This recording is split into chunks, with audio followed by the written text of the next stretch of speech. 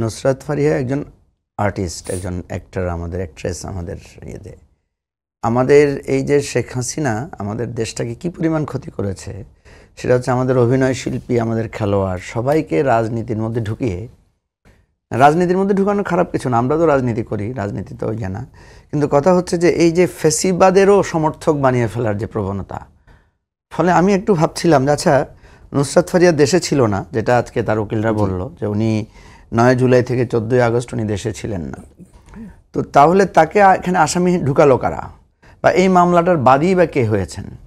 আপনি জানেন হয়তো, এটা ব্যারিস্টার রুমিন আরও ভালো বলতে পারবেন।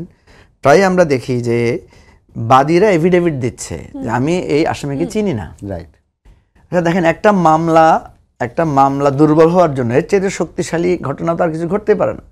বাদী যেখানে এফিডেভিট দিয়ে দিচ্ছে যে এই আসামিকে আমি চিনিই না, তাহলে এখন তো জানতে ইচ্ছে করছে যে এই আসামিটা দিয়েছে কে, মামলাটা আসলে করেছে কে।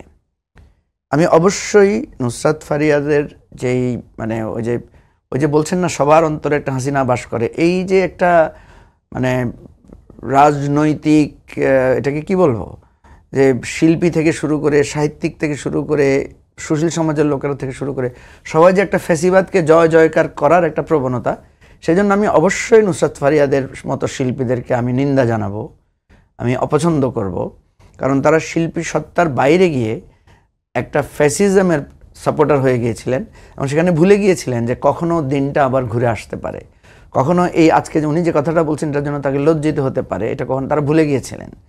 কিন্তু তার মানে তো এটা না যে তাকে আমি একটা ফৌজদারি মামলায় আসামি দেখিয়ে দিয়ে দিব। এখন দেখেন এখানে সমস্যাটা কোথায় হয়েছে, সবাই হয়তো ট্রল করছেন স্বরাষ্ট্র উপদেষ্টার কথাকে নিয়ে, যে উনি বলছেন যে উনি একটু সহজ সরল টাইপের কথাবার্তা বলেন, যেটা আমরা যেটা বলি যে আমাদের দায়িত্বশীল পর্যায়ে যারা থাকেন তাদেরকে আসলে কথাবার্তার জায়গায় অনেক সতর্কতা অবলম্বন করতে হয়। কথা তো সত্য যে নুসরাত ফারিয়ার বিরুদ্ধে একটা মামলা আছে। এখন কালকে যখন সে বর্ডার ক্রস করছিল বা ইমিগ্রেশন ক্রস করছিল, তখন তো এটা যৌক্তিক ব্যাপার যে তার বিরুদ্ধে মামলা আসবে। আর নুসরাত ফারিয়া তো একজন ফেমাস পরিচিত মুখ, এবং আপনি যদি বলেন যে হাসিনা পালিয়ে গেছে, তাকে দ্বিতীয় হাসিনাও বলা যেতে পারে, যেহেতু সে হাসিনা চরিত্রে অভিনয় করেছে। অভিনয় করাটা অন্যায় না, কারণ আরও অনেকেই তো অভিনয় করেছেন। তিশার ব্যাপারে কথা আসছে যে তিশাও তো অভিনয় করেছেন। আজকে একজন একটা মজার কথা বললো যে ওই ছবিতে যারা রাজাকারের অভিনয় করেছে তারা বেঁচে গেছে, জায়েদ খান টিক্কা খানের ভূমিকায় তাদের ব্যাপারে কারো কোনো ক্ষোভ নাই। তো যাই হোক, এখন জায়েদ খান হচ্ছে আওয়ামী ফ্যাসিবাদের সময় সবচেয়ে সুবিধাভোগী নায়ক নামের একজন মানুষ, যিনি আসলে নায়ক কিনা সেটা মানুষ বলবে। রাইট। তো এখন কথা হচ্ছে যে মানে এই যে উনার জায়গা থেকে উনি যেটা বলছেন যে মামলা আছে, এখন একজন মামলা আছে যার ওয়ারেন্ট আছে, তাকে যদি আমরা এখন ইমিগ্রেশন থেকে ক্লিয়ারেন্স দিয়ে দিই, তাহলে তো আপনারা বলবেন যে সে পালাই গেল কীভাবে, সে চলে গেল কীভাবে। এটারও একটা কথা আছে, নাই যে তা না। প্রসঙ্গ হচ্ছে আরও আগের জায়গায়, যে এই ধরনের মামলাগুলোর ব্যাপারে যেখানে গভর্নমেন্ট বলছে, যেখানে আমি নিজেও শুনেছি আইন উপদেষ্টার পক্ষ থেকে, আমি একটা অনুষ্ঠানে উনিও ছিলেন আমিও ছিলাম, উনি বলেছেন যে যারা মিথ্যা মামলা করেছে তাদের বিরুদ্ধে ব্যবস্থা নেওয়া হবে।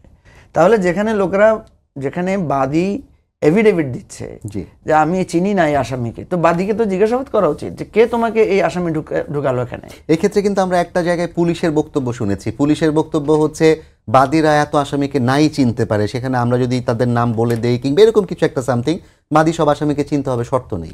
হ্যাঁ ঠিক আছে, এখন চিনবে না, বাদী হয়তো বলবে যে আমি চিনি না, কিন্তু ঠিক আছে বাদী বলছে আমি জানি না, আমাকে আমার অজান্তে নাম ঢুকানো হয়েছে। এই কথাটা আমি ওই প্রসঙ্গটা বলছি।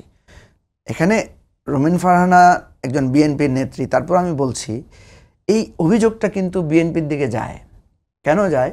যে যারা বলছে যে আপনার এই মামলাগুলো দিচ্ছে কারা, মানে আমার নিজের এলাকায় আমি জানি, আমার এলাকায় দেখা গেল যে মানে বিএনপির লোকদেরকে মামলা দেওয়া হয়েছে।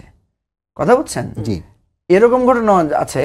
উনি তো নির্বাচনী এলাকায় যান, উনি আরো ভালো বলতে পারবেন। ইভেন জামাতের লোকেরাও একজন আরেকজনের বিরুদ্ধে মামলা দিয়েছে এই মামলায়। অর্থাৎ কার বিরুদ্ধে, যে উনি যেটা বললেন যে জমির ব্যাপার আছে, কারো বিরুদ্ধে ব্যক্তিগত বিরোধ আছে, এটা দিয়েছেন। এখন প্রসঙ্গ হচ্ছে যে এই দায় কিন্তু এই সরকারের উপরে আসবে, যেহেতু ওনারাই বলেছেন যে প্রচুর মিথ্যা মামলা হয়েছে, মামলা বাণিজ্য হয়েছে, এবং ওনারাই বলেছেন যে যারা এই মিথ্যা মামলা দায়ের করবে তাদের বিরুদ্ধে ব্যবস্থা নেওয়া হবে। এবং দেখেন এই মামলাগুলো কিন্তু খুবই দুর্বল মামলা। ওই যে উনি বলেছেন যে কপি পেস্ট করা হয়েছে,